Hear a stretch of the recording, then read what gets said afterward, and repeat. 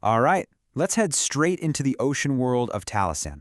In this explainer, we're unpacking the mechanics of Nobility Rising to uncover exactly how its brutal naval warfare and, well, surprisingly elegant politics feed into each other to create this massive, interconnected gaming engine. We're going to cover 4 key areas today: the roundless cycle, nobles and city debates, shaping the docket, and finally, an interconnected engine. Starting off with Act 1, the roundless cycle, or continuous tension on the ocean. So this game literally throws rigid, traditional tabletop rounds completely overboard. Instead of everyone taking their turns and then resetting the board all at once, you enter this constant state of active waiting.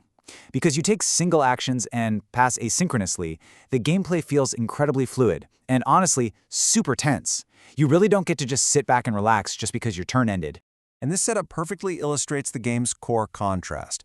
Out on the water, it's visceral, chaotic naval war, fueled by a really tactile pooled advantage dice system. But back in Taliesin City, it's all about calculated, hushed politics in velvet-draped halls. And as we'll see, the blood-soaked oceans directly feed right into those elegant debates. Okay, let's break down how this continuous action queue actually works in practice. First, you take a single action. When you do finally pass asynchronously, you aren't out of the round. Passing actually triggers a vital logistical reset on your next turn, which is called the status action. This is where you repair your ships and draw cards. After that, you enter a special queue at the end of the initiative order to claim your next strategy card. The gears kind of just never stop turning. Moving right along to Act 2, Nobles and City Debates, the fight for prestige. While your warships are out there blasting each other, your civilian leaders are waging a totally different kind of war. You project your diplomatic power using a strict noble hierarchy. Take legates, for example. They only have a base prestige of 1, which, yeah, is weak, but they're persistent, meaning they can remain right there in Taliesin City. Envoys, on the other hand, are incredibly powerful with a base prestige of 5, but that power is fleeting.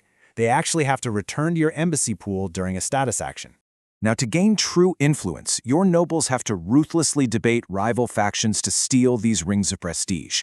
And these are physical tokens of leverage attached right to your noble pawns. You initiate a debate, calculate your prestige, and the winner literally extorts a glowing ring from the loser. The loser? They get banished straight to the city plaza. Brutal, right? But here's where it gets wild. When these two worlds, the ocean and the city, collide, we get what's called a political strike. Let's say a powerful minor custodian uses a command token to lock down an ocean. An opponent can swoop in and trigger a mid-ocean debate right there on the water. Prestige rings are put at risk, and the loser is politically banished before the ships even get to move. You can literally stop a massive fleet in its tracks with a well-timed political argument. That's a real game changer. All right, that brings us to Act 3, shaping the docket, controlling the path to victory. So we've seen how to gather prestige. But how does all this leverage actually translate into winning the game? Well, Nobility Rising asks a deeply compelling question.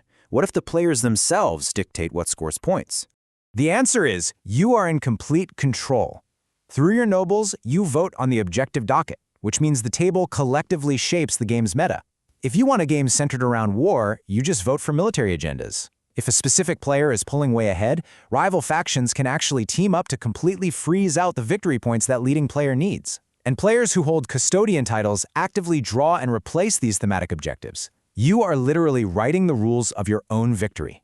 And all of this brilliantly culminates in the Chancellor's dramatic pass action. When the player holding the Chancellor title takes their pass action, they trigger a mandatory sequence. They get to modify the docket, place a global +1 favor token, and then, here's the kicker, forcefully inject the highest voted agenda directly into active play.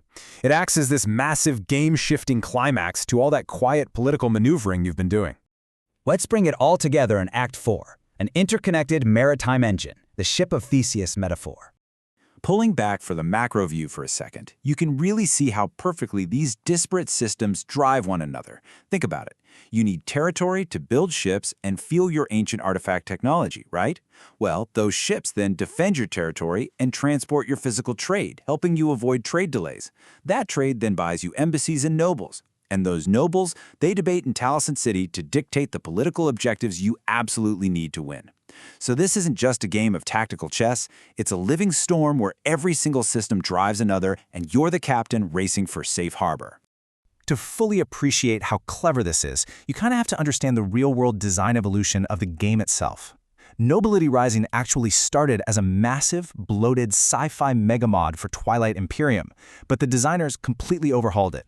They scrapped the deep space hexes, got rid of the clunky combat math, and completely streamlined it into this incredibly sleek, localized maritime engine.